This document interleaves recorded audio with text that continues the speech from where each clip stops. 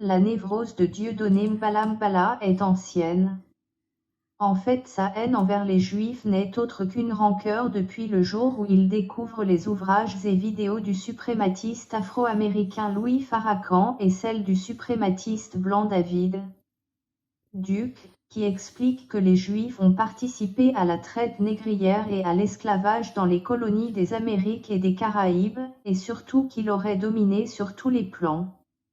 À partir de là, Dieudonné part en croisade contre les Juifs, devenant ainsi le soutien des ennemis d'Israël les plus virulents. Iran, Turquie, Venezuela, et se revendique donc antisioniste pour des raisons autres que le soutien au peuple palestinien. Pour preuve de cette rancœur, il dit un jour que les Juifs qui s'en prennent à lui sont des négriers reconvertis dans la banque, le spectacle et l'action terroriste, expliquant même que ils nous ont tout fait, ils nous ont colonisés, ils nous ont mis en esclavage, la mort serait plus supportable que la soumission à ces chiens.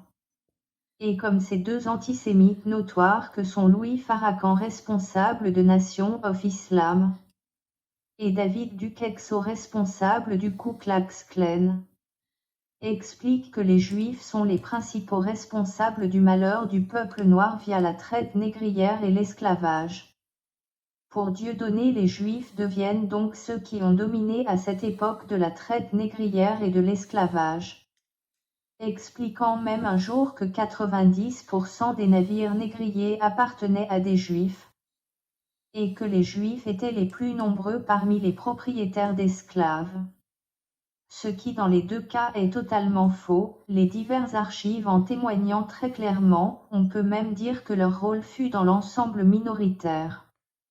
Dans la très grande majorité des cas, les Juifs d'aujourd'hui n'ont aucun ancêtre ayant participé à ces deux crimes contre l'humanité, car sont originaires d'Europe de l'Est, d'ex-URSS et du monde arabe. Alors comment peuvent-ils être en partie responsables de ce que d'autres Juifs ont fait il y a plus de 170 ans? Si pour lui, malgré cela, les Juifs d'aujourd'hui sont des ordures, qu'est-il lui? Lui qui descend du côté de sa mère d'une famille ayant très fortement participé au commerce triangulaire nantais et donc à la traite négrière et le commerce des biens que les esclaves produisaient d'âne. Est-ce les colonies, famille qui compte au moins un armateur négrier, une dizaine de capitaines de navires négriers, des dizaines de marins de navires négriers, et de quelques propriétaires d'esclaves? Mais ça, il n'en parlera jamais. Comme on dit en Afrique, quand le singe veut grimper au cocotier, il doit s'assurer d'avoir le cul bien propre. Voici la liste des navires négriers dont les membres de la famille de Dieudonné ont été aux commandes. Joseph Cyprien Dupin, 2 expéditions négrières. Le Petite-Fille, 1787, 209 captifs africains, capitaine du navire. Le Petite-Fille, 1789, 218 captifs africains, capitaine du navire. Cyprien Jean-Thomas Algan, une expédition négrière. Le Providence, 1775, 79 captifs africains, capitaine du navire. Michel Martin, une expédition négrière. Le Amazone, 1714, 136 captifs africains, pilote du navire. Probablement bien d'autres navires négriers, car aucune archive concernant les pilotes de navires marchands, contrairement aux capitaines et armateurs. Simon Martin, 2 expéditions négrières. Le Paix, 1722, 280 captifs africains, officiers du navire. Le Conquérant, 1727, 192 captifs africains, capitaine du navire.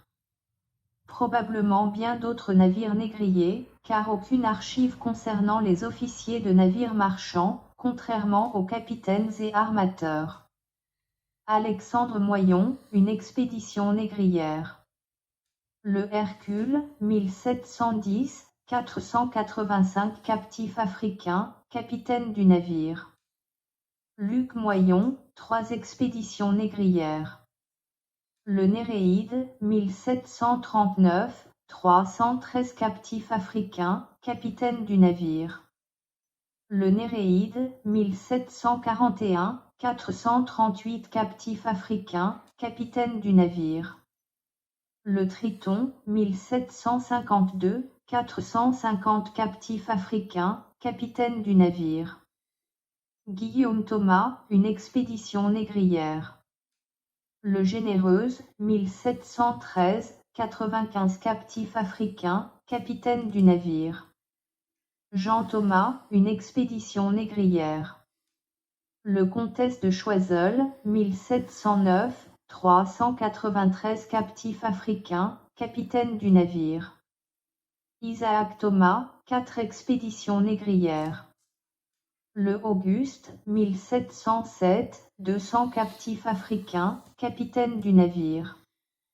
Le Comte de Tessé, 1708, 45 captifs africains, capitaine du navire. Le Concorde, 1713, 418 captifs africains, capitaine du navire. Le Saint-Agnès, 1716, 408 captifs africains, capitaine du navire. Guillaume Thomas, 10 expéditions négrières. Le Saint-Marc, 1729, 280 captifs africains, capitaine du navire. Le Saint-Marc, 1731, 302 captifs africains, capitaine du navire. Le Reine de France, 1733, 313 captifs africains, capitaine du navire. La Galatée, 1737, 376 captifs africains, capitaine du navire. Le Néréide, 1739, 313 captifs africains, armateur du navire. Le Néréide, 1741, 438 captifs africains, armateur du navire.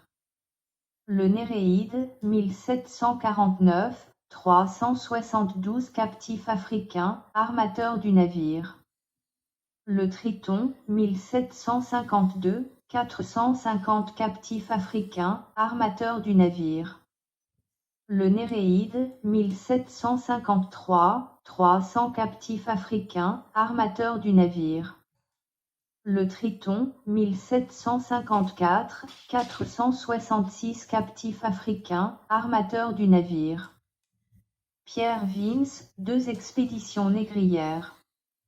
Le Saint-René, 1718, 138 captifs africains, capitaine du navire. Le Hermoine, 1721, 259 captifs africains, capitaine du navire.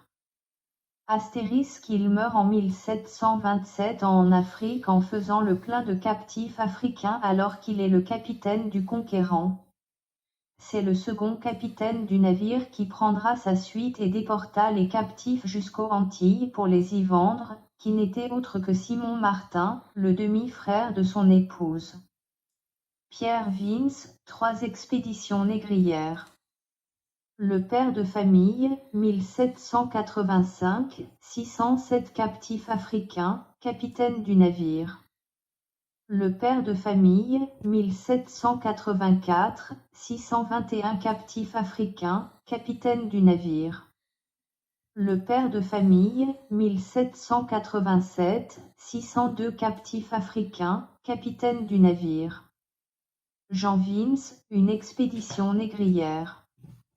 Le Africain, 1719, 126 captifs africains, capitaine du navire. Source, Dieudonné, sa névrose et ses mensonges.